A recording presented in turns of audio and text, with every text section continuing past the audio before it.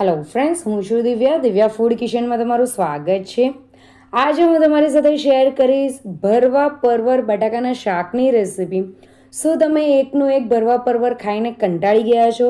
તો ફ્રેન્ડ્સ, આજે હું તમારા માટે એક નવી ટ્રીક લઈને આવી છું. જરૂરથી ટ્રાય કરજો. અંદર સુધી મસાલો જશે. તો ફ્રેન્ડ્સ, મોડું ન કરતા વિડીયો સ્ટાર્ટ કરીએ. અહીંયા 250 ગ્રામ જેટલા મેં પરવર લઈ લીધા છે. હવે આ પરવરના આપણા જેટલા બી છોટલા છે એ કાઢી નાખવાના છે.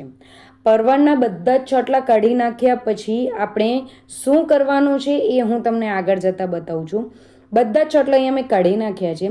હવે ચપ્પુની મદદથી આપણે કટ લગાવવાનું છે અને અંદર આ રીતનો યલો કલરનો અંદર બીયો પાકેલો હોય તો એને કાઢી નાખવાનો છે. જો વ્હાઈટ પડતો હોય તો એને આપણે શાકની અંદર યુઝ કરવાનો છે. જે પાકેલા બી આવે છે એ હાર્ડ હોય છે, કડક હોય છે, જ્યારે જે વ્હાઈટ પડતા બી હોય છે એ સોફ્ટ હોય છે. તો આ રીતે મેં અંદરનો બધો જ જે યલો પાર્ટ હતો એ કાઢી નાખ્યો છે. હવે પરવરની અંદર ભરવા માટેનો મસાલો કરવાનો છે. તો એક થાળી લઈ લીધી છે. તેની અંદર 2 ચમચી ધાણા પાવડર એડ કરી દેવાનો છે. 1 ચમચી શેકેલા જીરાનો પાવડર એડ કરવાનો છે. 1 ચમચી વરિયાળીનો પાવડર અધકચરો વાટીને એડ કરવાનો છે. 1 ચમચી લાલ મરચું પાવડર એડ કરવાનું છે. અડધી ચમચી હળદર, અડધી ચમચી હિંગ, 1 ચમચી આમચૂર પાવડર, અડધી ચમચી ગરમ મસાલો, અડધી ચમચી મીઠું એડ કરવાનું છે. 2 ચમચી બેસન જરૂરથી એડ કરજો. આ એક ઇમ્પોર્ટન્ટ ઇન્ગ્રેડિયન્ટ્સ છે. તેની અંદર આ રીતે 2 હાથની વચ્ચે ક્રશ કરીને મેથી એડ કરી દેવાની છે અને કોથમીરના પાન એડ કરવાના છે. 2 ચમચી તેલ એડ કરી દેવાનું છે. 1 ચમચી દહીં એડ કરવાનું છે. જો તમારી પાસે દહીં નહીં હોય તો તમે તેલની ક્વોન્ટિટી વધારી શકો છો. બધું બરાબર મિક્સ કરી દેવાનું છે. અહીંયા મને મસાલો હજી થોડો છૂટો લાગે છે એટલે મેં 1 ચમચી દહીં બીજું એડ કર્યું છે.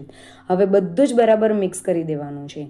તો મસાલો આપણો આ રીતે છૂટો નહીં હોવો જોઈએ. આ રીતે મસાલાનું બંધારણ હોવું જોઈએ. તો હવે આ મસાલાને આપણે પરવરની અંદર ભરવાના છે.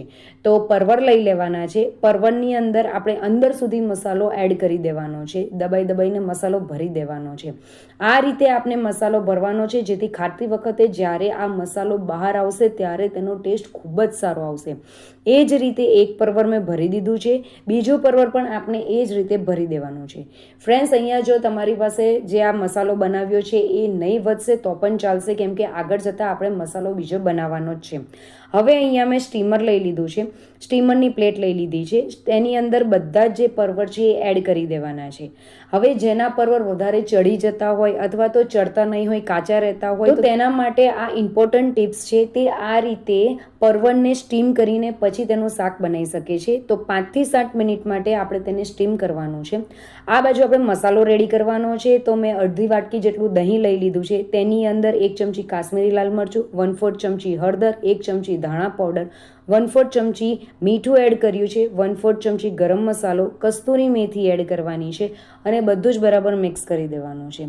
ફ્રેન્ડ્સ, આ મસાલો ડાયરેક્ટ તમે જ્યારે શાક બનાવો છો ત્યારે પણ એડ કરી શકો છો, પણ તેની અંદર દહીં ફાટવાના ચાન્સીસ રહે છે. જ્યારે તમે આ રીતે દહીંનું મિશ્રણ બનાવો છો ત્યારે દહીં ફાટવાના ચાન્સીસ ખૂબ જ ઓછા થઈ જાય છે. આ બાજુ 7 મિનિટ પછી તમે જોઈ શકો છો કે પરવર પરફેક્ટલી ચડી ગયા છે. તો હવે તેને કાઢી નાખવાના છે. હમણાં તેને સાઈડ પર મૂકીએ. પેણીની અંદર 3 ચમચી જેટલું તેલ એડ કરી દેવાનું છે. તેલ ગરમ થાય એટલે તેની અંદર 1 ચમચી જીરું એડ કરવાનું છે. અડધી ચમચી હિંગ એડ કરી દેવાની છે અને અહીંયા મેં 2 ટામેટાને કટ કરીને તેની આ રીતે પ્યુરે બનાવી દીધી હતી, તે એડ કરી દેવાનું છે અને ટામેટાને પ્યુરેને ત્યાર સુધી ચડાવવાનું છે જ્યાર સુધી તેની આજુબાજુમાંથી તેલ છૂટું નહીં પડી જાય. તો અહીંયા તેલ છૂટું પડી ગયું છે. એક વખત તેને મિક્સ કરી દેશું. હવે તેની અંદર આપણે જે દહીંનું મિશ્રણ રેડી કરીને રાખ્યું હતું તે એક વખત આપણે મિક્સ કરી દઈશું અને ત્યાર પછી આપણે તેને એડ કરી દેવાનું છે. ફ્રેન્ડ્સ, અહીંયા ગેસની ફ્લેમ એકદમ સ્લો રાખવાની છે અથવા તો ગેસની ફ્લેમ બંધ કરી દેવાની છે.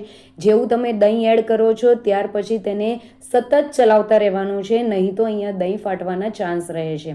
તો અહીંયા હવે ગેસની ફ્લેમ ઓન કરી દેવાની છે અને તેની અંદર આ રીતે તેલ છૂટું પડી જાય ત્યાર પછી તેની અંદર 1 ચમચી જેટલી ખાંડ એડ કરી દેવાની છે. તમે ખાંડની જગ્યાએ ગોળનો યુઝ પણ કરી શકો છો. બધું બરાબર મિક્સ થઈ જાય એટલે તેની અંદર આપણે જે પરવર ભરેલા હતા એ એડ કરી દેવાના છે અને અહીંયા મેં એક બાફેલું બટાકું લીધું હતું, તેને આ રીતે નાના પીસીસમાં કટ કરી દીધું હતું, તે એડ કરી દેવાનું છે. જો તમે બટાકું એડ નહીં કરવા માંગતા હોય તો તમે સ્કીપ પણ કરી શકો છો.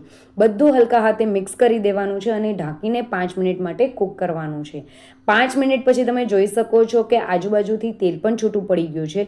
તો ઉપરથી કોથમીરના પાન એડ કરી દેવાના છે અને તમે જોઈ શકો છો કે અહીંયા પરવર બટાકાનું શાક જોતાં જ મોઢામાં પાણી આવી જાય તેવું બન્યું છે. ફ્રેન્ડ્સ, એકવાર આ રેસીપી જરૂરથી ટ્રાય કરજો, તમને જરૂરથી ભાવશે. હવે તેને સર્વિંગ માટે લઈ લેવાનું છે. ચોમાસાની સિઝન ચાલી રહી છે અને તેમાં તમને આ ગરમ ગરમ શાક મળી જશે તો નાનાથી લઈને મોટા બધાની જરૂરથી ભાવશે. તો ફ્રેન્ડ્સ, એકવાર આ રેસીપી જરૂરથી ટ્રાય કરજો. તમને મારી રેસીપી ગમી હોય તો રેસીપીને લાઇક, શેર અને કમેન્ટ કરજો અને ચેનલને જરૂરથી સબસ્ક્રાઈબ કરજો. Bye bye, enjoy.